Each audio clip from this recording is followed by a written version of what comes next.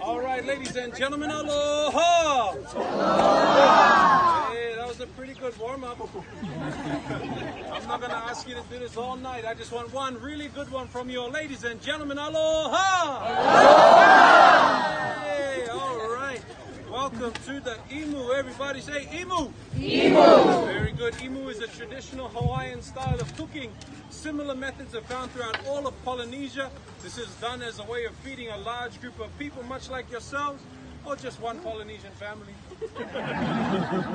What we do, I'm going to explain the process of how it's done. So if you guys want to make one yourself, go ahead.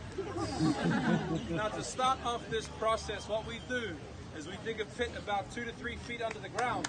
At the base of the pit, we then lay our firewood. Now we use a type of wood found here in the islands known as keawe. Everybody say keawe. Very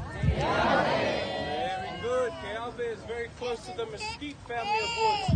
Adds a great flavor to our food, and it adds a nice smoky. It allows the rocks to get really hot. So once our firewood goes on, we then stack riverbed rocks on top and around the firewood, and then we light the fire. We let it burn for about 2 to 3 hours until our rocks get white hot.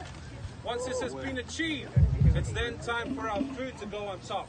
Now traditionally, the food will be laid in woven baskets made from coconut leaves. But today, for convenience and because of the amount of food that we're handling, we use chicken wire. But even that can be a bit complicated sometimes. So once our food goes on, our job is then to make sure that all of that heat and all of that steam stays trapped inside. This is like a very large pressure cooker. So the next steps are very important. First of all, what we do is we have this wire cage put there as a way of adding structure, stopping our food from getting squashed. On top of the wire cage, you can tell me what these leaves are? Banana. Yeah, I heard it.